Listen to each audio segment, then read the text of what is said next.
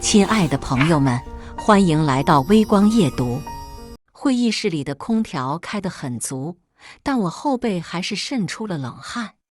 对面坐着的张总翻看着合同最后一页，他的助理已经拧开了钢笔。这是一份价值5000万的年度框架协议。我为他奔波了整整3个月，熬过了17次方案修改，经历了5轮艰难的价格谈判。贾总坐在我旁边，他今天特意穿了那件深蓝色的西装，脸上挂着春风得意的笑容。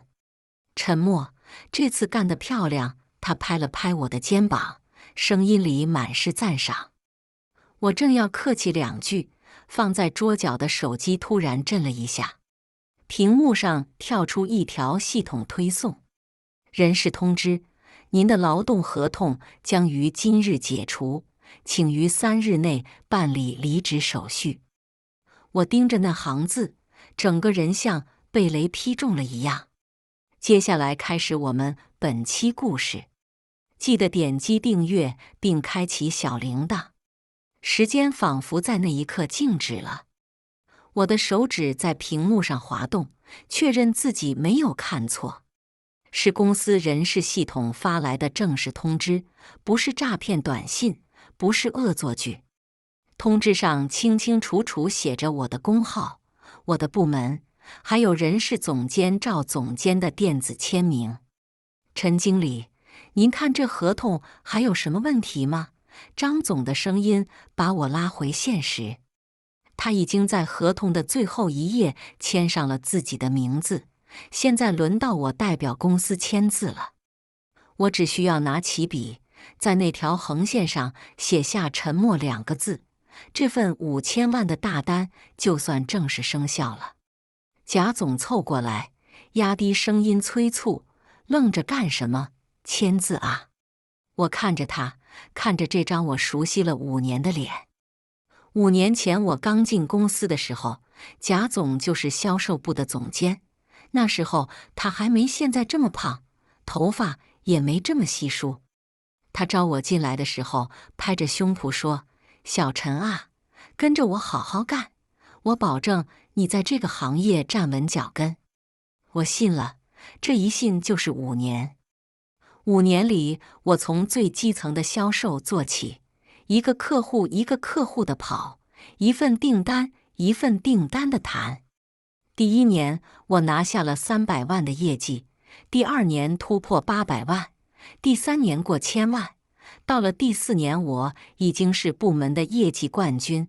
去年，我一个人就给公司创造了将近2000万的营收。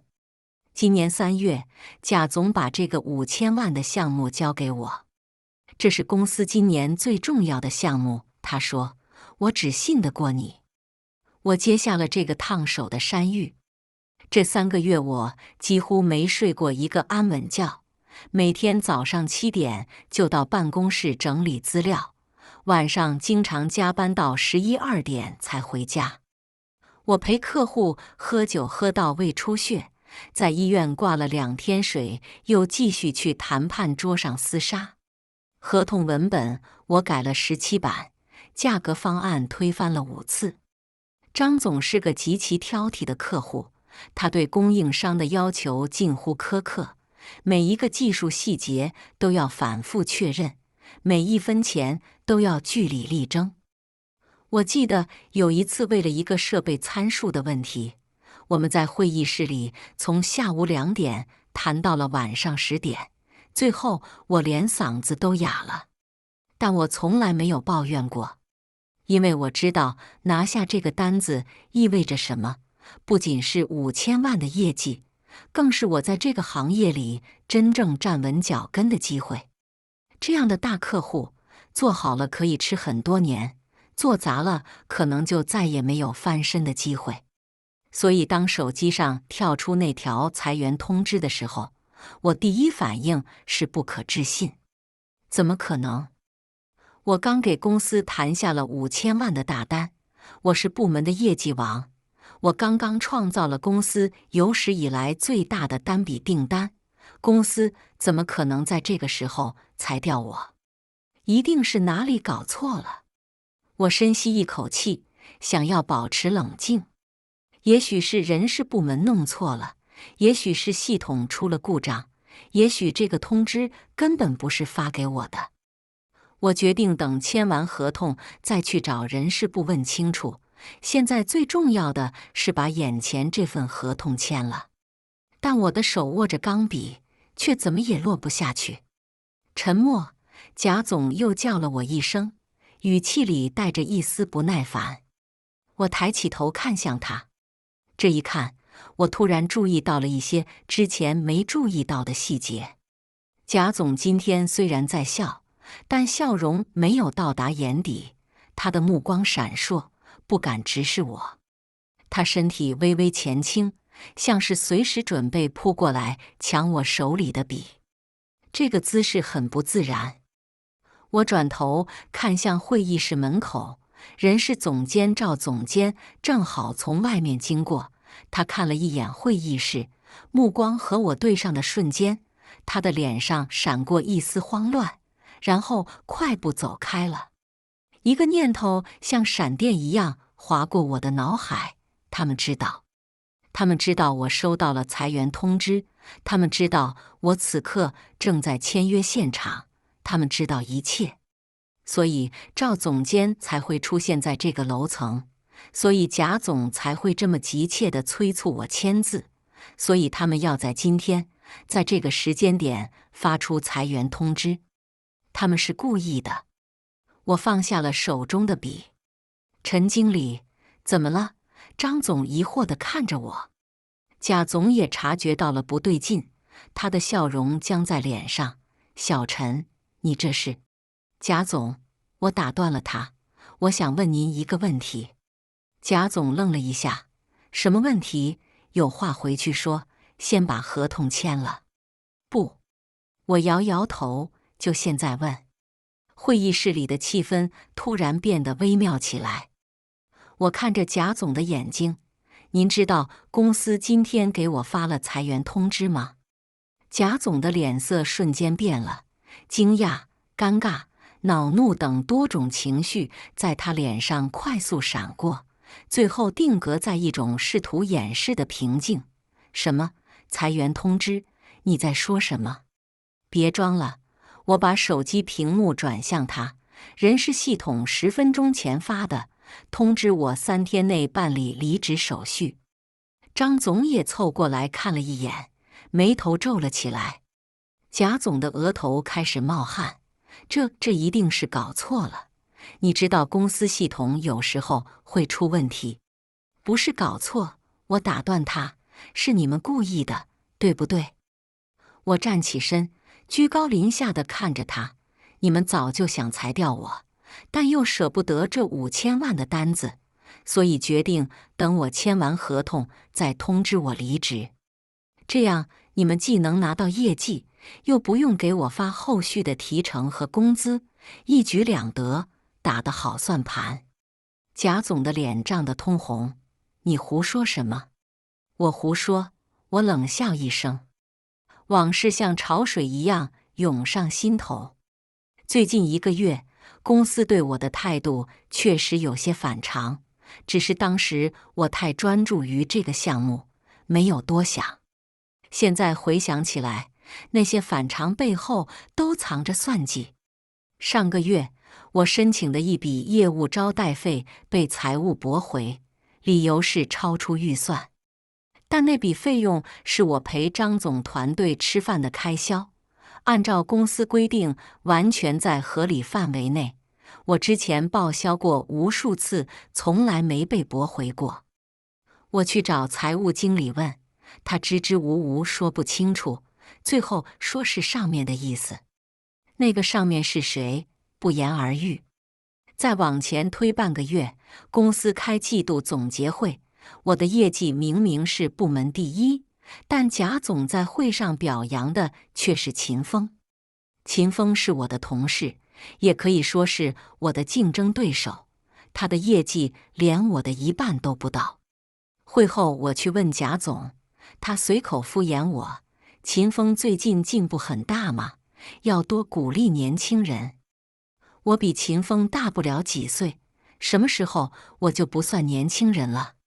还有上上周，公司组织管理层团建，通知发到所有经理级别以上的员工，唯独没有我。我问了行政部，对方说名单是贾总亲自定的。我当时以为贾总是体谅我在忙这个大项目，所以特意让我不用参加。现在想来，那根本不是体谅，而是刻意的疏远和孤立。他们早就做好了裁掉我的准备，只是在等一个合适的时机。准确地说，是在等我把这5000万的单子签下来。签完了，我就没有利用价值了，就可以一脚踢开了。你别血口喷人！贾总猛地站起来，手指着我：公司怎么决策是公司的事，轮不到你一个员工在这里胡乱猜测。我猜测，我笑了。那您倒是解释解释，为什么偏偏在今天，在我马上要签合同的时候发裁员通知？这时间掐得可真够准的。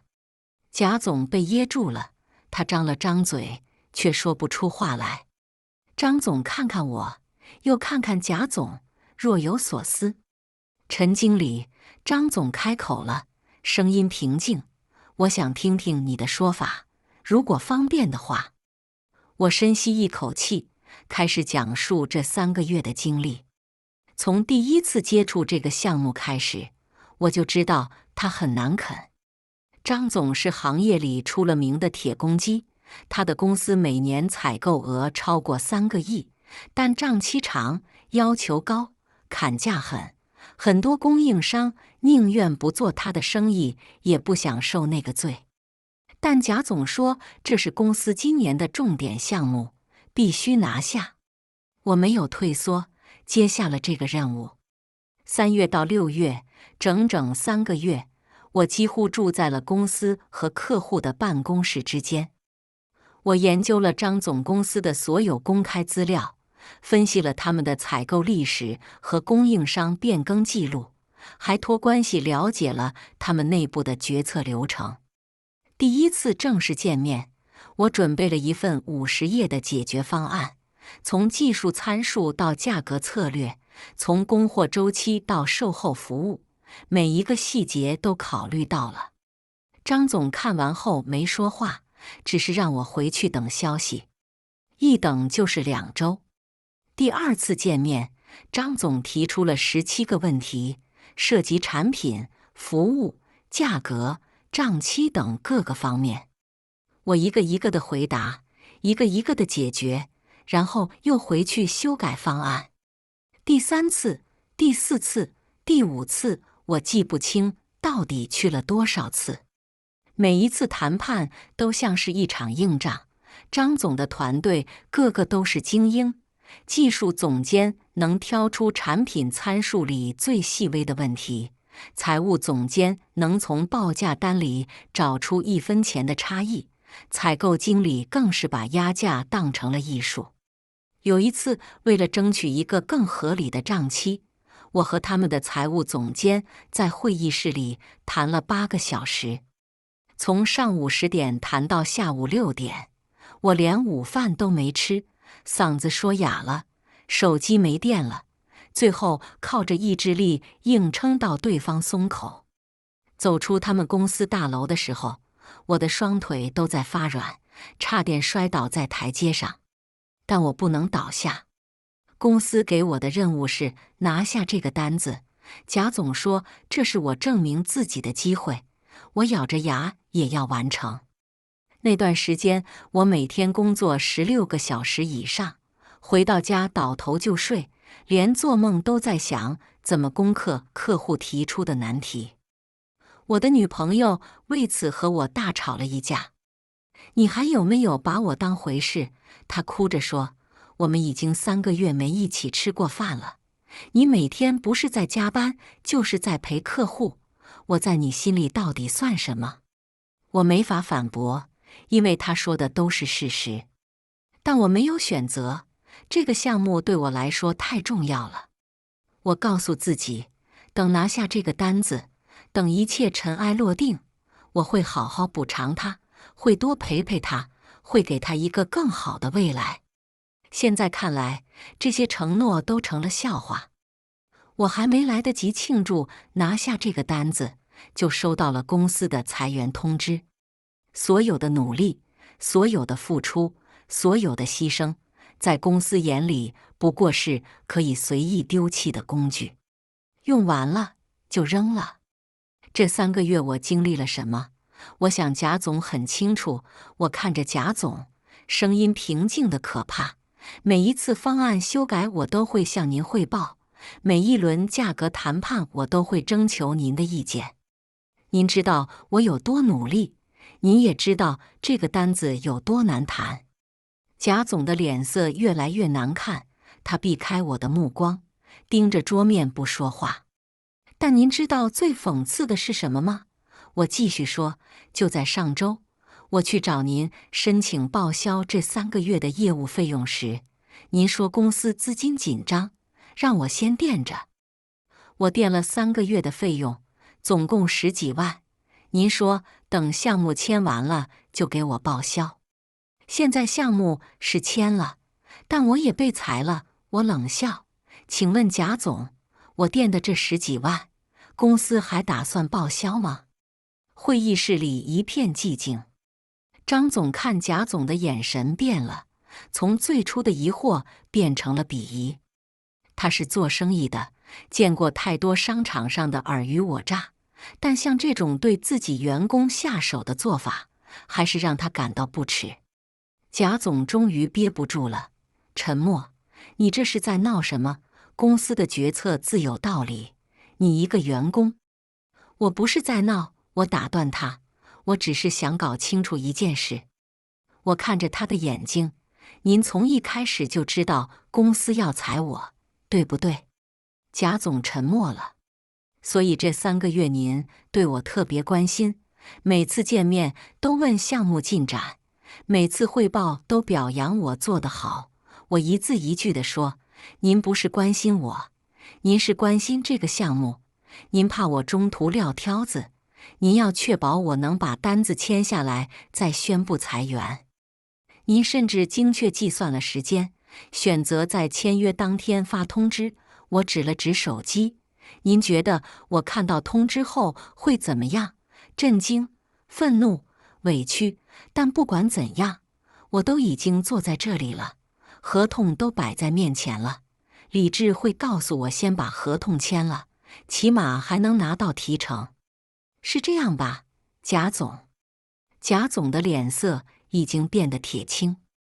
他大概没想到我会把话说得这么明白，更没想到我会在签约现场掀桌子。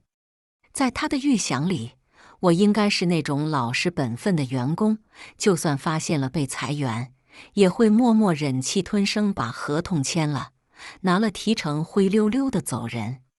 但他错了。我确实老实，但我不傻，我也有底线。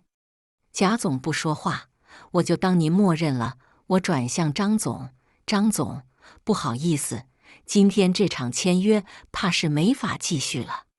张总沉吟片刻，陈经理，能说说你的打算吗？很简单，我拿起桌上的合同，这份合同我不签了。你疯了？贾总猛地站起来，脸色涨红。你知道这是什么吗？这是5000万的单子，你现在不签，公司损失谁来负责？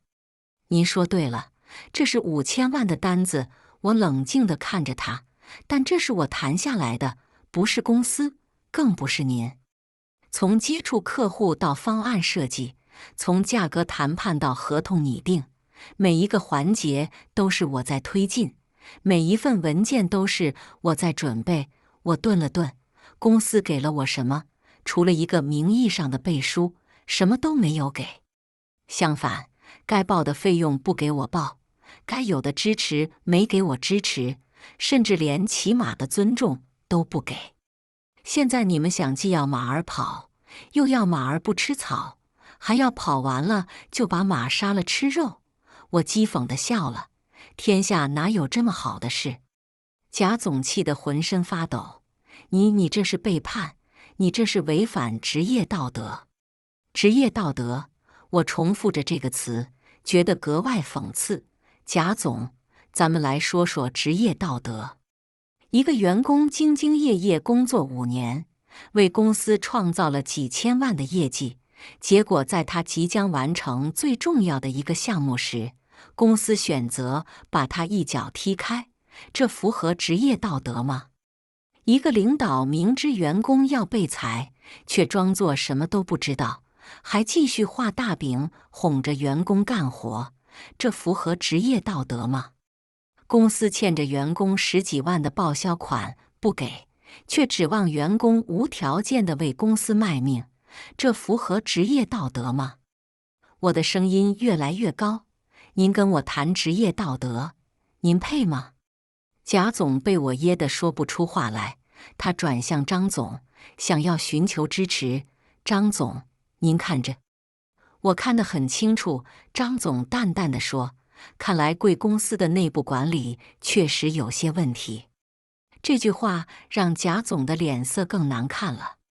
张总在商场上摸爬滚打几十年，什么样的人没见过？他虽然对供应商要求严格，但他最看重的是诚信和格局。一个连自己员工都算计的公司，他怎么可能放心合作？更何况，这3个月的接触中，他对我的能力和人品都有了认识。陈经理，张总看向我，你现在打算怎么办？离开这家公司，重新开始，我毫不犹豫地回答。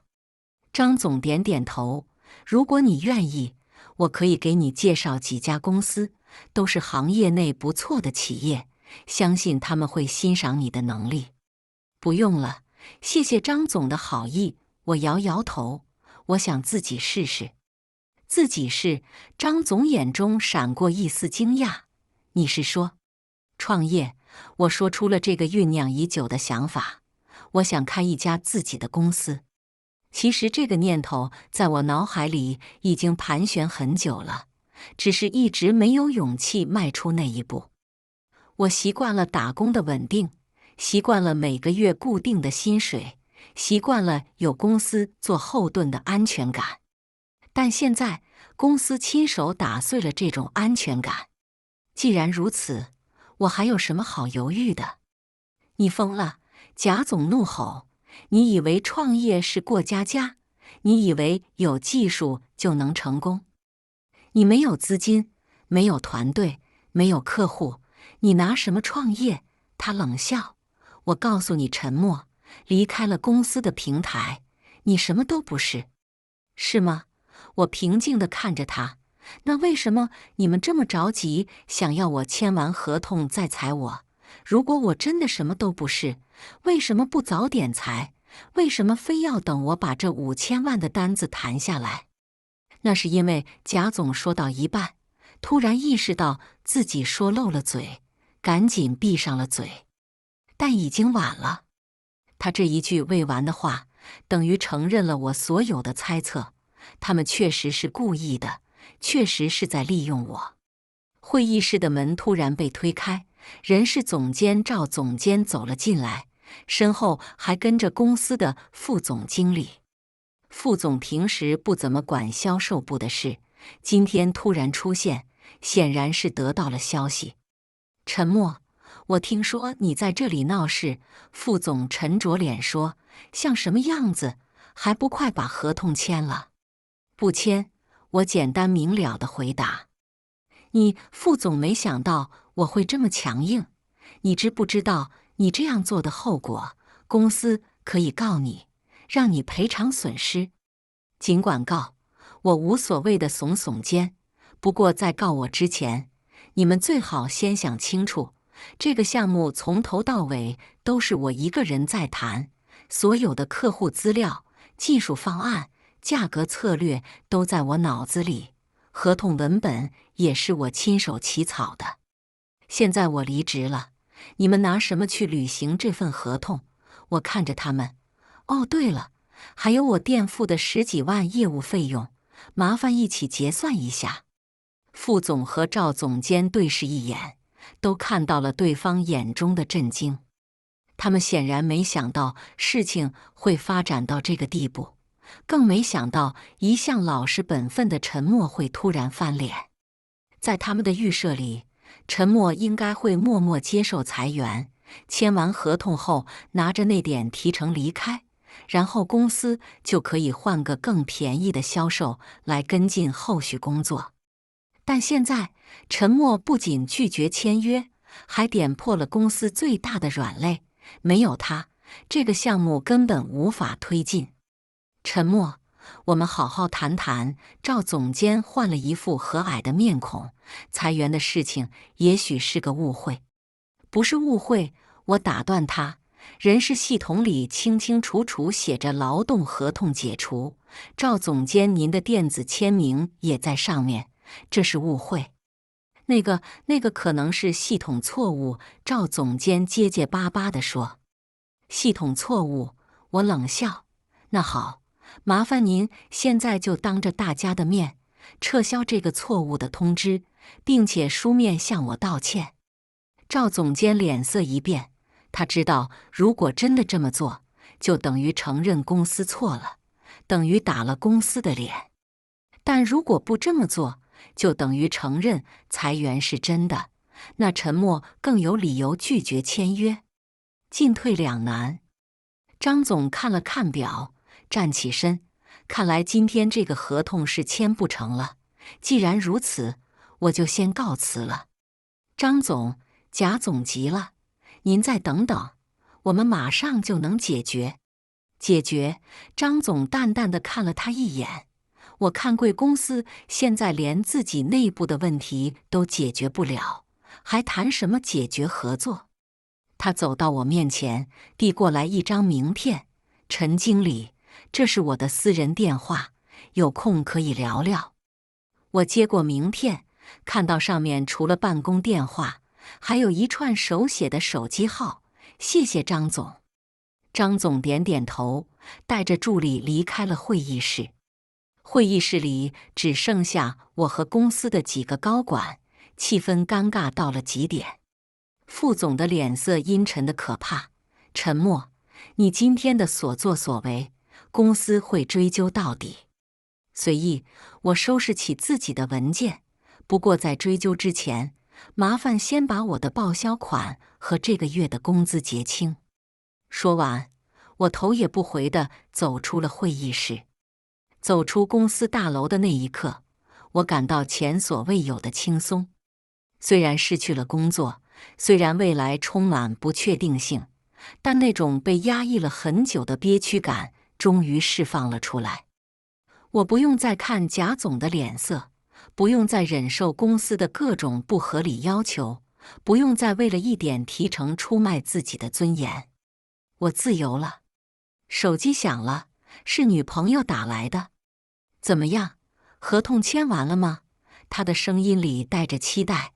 签完了，晚上我们去庆祝一下。我沉默了几秒，合同没签。啊？为什么？她惊讶地问。出什么问题了吗？我被裁员了，我平静地说。刚才在签约现场，我收到了公司的裁员通知。电话那头安静了几秒，然后传来他激动的声音：什么？他们怎么能这样？这也太过分了！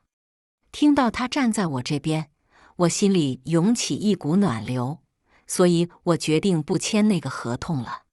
干得好！他毫不犹豫地支持我。这种公司不带也罢，你放心，我会一直支持你的，我们一起面对。挂断电话后，我在街边找了个长椅坐下，开始思考接下来的路该怎么走。创业不是一时冲动能完成的事，需要资金、团队、客户、渠道，每一样都是难题。但我不后悔刚才的决定，因为有些事情不是钱能衡量的。尊严和底线就是这样的东西。手机又响了，这次是一个陌生号码。陈经理吗？我是张总。电话里传来张总沉稳的声音。有时间吗？我想和你聊聊。半小时后，我坐在一家咖啡厅里，对面是张总。你真的决定创业？张总开门见山地问。是的，我点点头，虽然还没想好具体怎么做，但我不想再给别人打工了。张总笑了，年轻人有魄力，我欣赏。不过创业可不是一腔热血就能成功的，你有什么具体打算吗？我坦诚地说，说实话，现在还没有详细的计划。但我有客户资源，有行业经验，也有技术能力，我相信可以做起来。缺什么？张总问。缺很多，我苦笑。缺资金，缺团队，缺平台，缺时间。如果我说这些我都可以帮你呢？张总端起咖啡杯，看着我的眼睛。我愣住了。张总，您的意思是？我看重的是你的能力和品格。张总说，这3个月的接触，我对你有了足够的了解。你专业、敬业、有原则，这在现在这个浮躁的商业环境里很难得。今天在会议室里，你宁愿放弃5000万的单子，也要维护自己的尊严，这更让我确信我没看错人。他顿了顿，我愿意投资你的创业项目，不仅是资金，还有资源和渠道。我简直不敢相信自己的耳朵。张总，您为什么要这么帮我？因为我也是从打工做起的。张总笑着说，30年前，我也经历过你今天这样的事情，也是被老东家算计，也是一怒之下辞职创业。那时候我什么都没有，只有一身技术和一腔怒气。他的眼神变得悠远。幸好有一位贵人愿意相信我，给了我启动资金和第1个订单，才有了今天的公司。现在，我想做那个相信你的人。张总的话让我眼眶发热。这个世界上，终究还是有人愿意相信别人，愿意给年轻人机会。谢谢张总，我深深地鞠了一躬。我不会让您失望的。我相信。张总递过来一份文件，这是那份5000万的合同。我重新拟了一版，甲方还是我的公司，但乙方改成了你即将注册的新公司。等你公司注册好了，我们再正式签约。我接过文件，手有些颤抖。这份合同不仅仅是5000万的业绩，更是一份信任，一份新生活的开始。离开咖啡厅后，我没有立刻回家，而是去了一趟原公司楼下。贾总和副总正好从大楼里走出来，他们的脸色都很难看，显然今天的事情让他们焦头烂额。看到我，贾总愣了一下，然后快步走过来。沉默，你还有脸回来？我不是回来的，只是路过。我淡淡地说，不过既然遇到了，我有几句话想对贾总说。什么话？贾总警惕地看着我。谢谢您这5年的栽培，我认真地说，虽然最后以这种方式收场，但我确实在这家公司学到了很多东西，尤其是学会了什么叫做人心。贾总脸色一变，你什么意思？没什么意思，就是字面意思。我笑了笑。对了，还要告诉您一个消息，那份5000万的合同，我还是签了，只不过乙方从你们公司变成了我的公司。什么？贾总的脸色瞬间变得惨白。你说什么？张总刚才找我聊了聊，他说他更愿意和一个有原则的创业者合作，而不是和一个连自己员工都要算计的公司合作。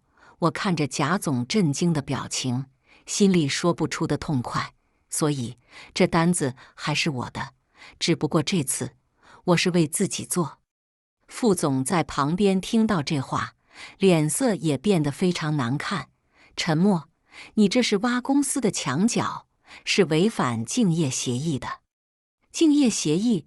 我掏出手机，调出那份裁员通知，你们既然已经解除了我的劳动合同，那竞业协议还有效吗？我建议你们问问法务部。另外，这个项目本来就是我从零开始谈的，所有的客户关系都是我建立的。现在客户选择和我合作，这叫挖墙脚吗？我反问，如果非要说挖墙脚，那我也只是把属于我自己的东西拿回来而已。说完这些话，我感到身心舒畅。这5年来积压的所有委屈、愤怒、不甘，在这一刻全都发泄了出来。我不再是那个任人摆布的打工人，我要为自己的人生负责，为自己的选择买单。1个月后，我的新公司正式注册成立，名字叫诚墨科技。诚代表诚信，墨是我的名字，也象征着我要用实力书写自己的人生。公司很小，只有5个人，我、2个技术人员，1个行政，1个财务。办公室是租的，就在城郊的一个创业园区里，面积不大，但麻雀虽小，五脏俱全。张总兑现了他的承诺，不仅投资了我的公司，还介绍了几个潜在客户给我。那份5000万的框架合同也正式签订了，这让我的新公司一成立就有了充足的现金流。更让我惊喜的是，原公司的几个老同事也找到我，表示想加入我的团队。其中一个叫小刘的技术员说：“陈哥，跟着你干我放心。那天会议时发生的事情，我们都听说了，你做得对。公司那样对待员工，我们早就寒心了。有了团队，有了客户，有了资金，创业的道路虽然艰难，但我充满信心。女朋友也很支持我，她辞掉了原来的工作，来公司帮我打理行政事务。反正我那份工作也没什么前途，不如和你一起拼一把，说不定几年后我们就能上市了呢。她笑着说。公司成立的第1个月，我们就完成了张总那个项目的第1批供货，客户非常满意。张总专门打电话过来：“陈默，我果然没看错人，你们的服务比你原来那家公司好太多了。”谢谢张总信任，我由衷地说，没有您就没有我今天的成就。别这么说，你能有今天，靠的是你自己的能力。张总笑道。不过我还是要提醒你，创业的路很长，会遇到很多困难，要做好心理准备。我明白，我说，但不管多难，都比在原来那家公司受气强。挂断电话后，我站在办公室的窗前，看着窗外的城市。1个月前，我还在为别人打工，为了那点提成拼命，结果换来的是一脚踢开。1个月后，我有了自己的公司，虽然规模不大，但每一分成果都是属于我自己的。这种感觉比拿任何一笔提成都要好。手机响了，是一个陌生号码，我接起来：“您好，哪位？”沉默，是我。电话那头传来一个熟悉的声音：“是贾总。”我愣了一下：“贾总，有什么事吗？”我想和你谈谈。贾总的声音有些犹豫：“方便见个面吗？”我想了想：“好，老地方，那家咖啡厅。”1小时后，我又坐在了那家咖啡厅里，对面依然是个熟人，只不过这次不是张总，而是贾总。贾总看起来憔悴了很多，头发更白了，眼袋也更重了。沉默，我今天来是想和你道歉。贾总开门见山地说：“上次的事情是我们做的不对。”我没说话，只是静静地听着。公司现在的情况很不好，贾总苦笑，失去了那个5000万的单子，今年的业绩目标完成不了，总部那边追责，副总已经被撤职了，我也收到了警告。更糟糕的是，你走了之后，部门里其他几个骨干也陆续离职了。他叹了口气，现在销售部基本上瘫痪了，很多客户都在观望，不知道该不该继续和我们合作。我端起咖啡杯，轻轻抿了一口。贾总的遭遇让我有一丝同情，但也仅此而已。他今天的处境，完全是他自己造成的。贾总找我，不只是为了道歉吧？我直接问。贾总沉默了几秒，然后说：“公司想请你回来，职位和待遇都可以谈。”我笑了。贾总，您觉得可能吗？我知道很难，但贾总急切地说：“沉默，你也看到了，公司现在的情况很糟糕，需要你这样的人才来挽回局面。只要你愿意回来，什么条件都可以谈。”贾总，我打断他，1个月前你们是怎么对我的？你忘了吗？贾总语塞。你们在我即将完成最重要的项目时选择裁掉我，你们精心算计，想要榨取我最后的价值，你们连起码的尊重都不给我。我一字一句地说，现在公司遇到了困难，又想起我来了。天底下哪有这么便宜的事？贾总的脸涨得通红，沉默。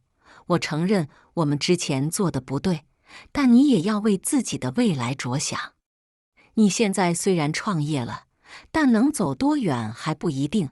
如果回到公司，起码有稳定的平台和资源。不用了，我站起身。贾总，今天的这杯咖啡我请，就当是谢谢您这5年的栽培。但回公司这件事不可能，永远不可能。我现在有自己的公司，有自己的团队，有自己的客户，我为什么要回去看别人脸色？我看着他，更何况回去了又能怎样？你们还会算计我第2次、第3次？有些事情1次就够了。说完，我转身离开了咖啡厅。半年后，成墨科技已经初具规模。我们从最初的5个人发展到了20个人，办公室也从创业园区搬到了市中心的写字楼，业务也从最初的单一领域拓展到了多个方向。客户名单上不仅有张总这样的老客户，还增加了10几个新客户。更让我欣慰的是，团队的氛围非常好，大家都是奔着一个目标来的，把公司做大做强。没有勾心斗角，没有办公室政治，只有简单纯粹的工作关系。每个人都能得到应有的尊重和回报，这让团队的凝聚力非常强。女朋友现在是公司的行政总监，她把公司的各项制度建立得井井有条。更重要的是，我们决定明年春天结婚，婚房已经看好了，就在市中心的新楼盘。这一切都是我们一起努力得来的。一天下午，我正在办公室里处理文件，小刘突然敲门进来：“陈哥，外面有人找你。”“谁啊？”我抬起头，说是你以前的同事，叫秦风。秦风？我皱了皱眉。在原公司的时候，秦风是我的竞争对手，我们的关系一直不怎么好。他现在来找我做什么？让他进来吧，我说。秦风走进办公室，看起来有些局促。陈哥，好久不见，他尴尬地笑了笑。坐。我指了指对面的椅子，找我有什么事？秦风坐下，沉默了几秒，然后说：“我想来你这里工作。”我愣了一下，没想到他会说这个。你在原公司不是干得挺好的吗？我问，怎么想着要换工作了？干得好，秦风苦笑。你走了之后，贾总把他所有的压力都转移到了我身上，每天催业绩，催报表，稍有差错就骂人，我实在受不了了。更何况公司现在的情况越来越差，很多客户都流失了，业绩一个月比一个月低。他叹了口气，我在那里看不到希望，所以想换个环境。我看着他，想起了当初在原公司的日子。秦风虽然和我有竞争，但他的业务能力还是不错的。如果能加入我的团队，确实是个不错的人选。但我也记得，当初在很多场合，秦风都在背后说过我的坏话。秦风，我问你一个问题，我直视他的眼睛。当初在公司的时候，你是不是经常在贾总面前说我坏话？秦风的脸瞬间红了，他张了张嘴，想要辩解，但最终还是低下了头。是我不对，我当时太嫉妒你了。他诚恳地说，你业绩好，能力强，客户都喜欢你，贾总也器重你，而我付出了同样的努力，却总是比不过你。我心里不平衡，所以就在背后使绊子。我接过他的话，对不起。秦风真诚地道歉，我现在想明白了，那样做不仅不道德，也帮不了我什么。反而是你，在那样的环境下还能保持自己的原则，这让我很佩服。所以你现在来找我？我问。是的，秦风点点头。我知道你可能不会原谅我，但我还是想试一试。如果你愿意给我一个机会，我保证不会让你失望。我沉思了片刻，每个人都会犯错，重要的是能不能认识到错误并改正。秦风虽然之前做了一些不光彩的事，但他现在能坦诚地道歉，这说明他还是有救的。更何况，公司正处在发展阶段，需要更多有能力的人。好，我给你一个机会，我说，但有几个条件。秦风眼睛一亮，您说。第一，进来之后一切从头开始，不管你之前在原公司是什么职位，在这里都要从基层做起。我说。第二，不允许搞办公室政治，不允许在背后说别人坏话，团队和谐是第一位的。第三，业绩说话，能者上庸者下，没有关系户，没有走后门。我都答应。秦风激动地说，陈哥，谢谢你愿意给我这个机会。看着秦风离开的背影，我心里有种说不出的感觉。半年前，我还是个被公司算计的打工人，半年后，我已经成了一个小公司的老板，开始招兵买马扩充团队。这种角色的转换，让我对很多事情有了不同的理解。或许这就是人生的意义，不断的经历，不断的成长，不断的超越过去的自己。1年后，成墨科技成功拿下了行业内的一个重要奖项——最具潜力创业公司。颁奖典礼上，我作为创始人发表了获奖感言。1年前的今天，我还在为别人打工，为了一点提成拼命，结果换来的是被算计、被抛弃。我站在台上，面对着台下数百名观众，那一刻我很迷茫，不知道自己的未来在哪里。但现在我想说，那次挫折是我人生中最宝贵的财富。我继续说，它让我看清了一些事情，也让我明白了一些道理。第一，永远不要低估自己的价值。不是公司成就了你，而是你成就了公司。第二，尊严和原则比金钱更重要。有些事情不能因为钱就妥协。第三，永远相信自己，相信那些相信你的人。我看向台下的张总，是他们在你最困难的时候拉了你一把，让你有机会重新开始。台下响起了热烈的掌声。颁奖典礼结束后，我在休息区遇到了一个意外的人，贾总。他看起来更老了，头发几乎全白了，走路也有些佝偻。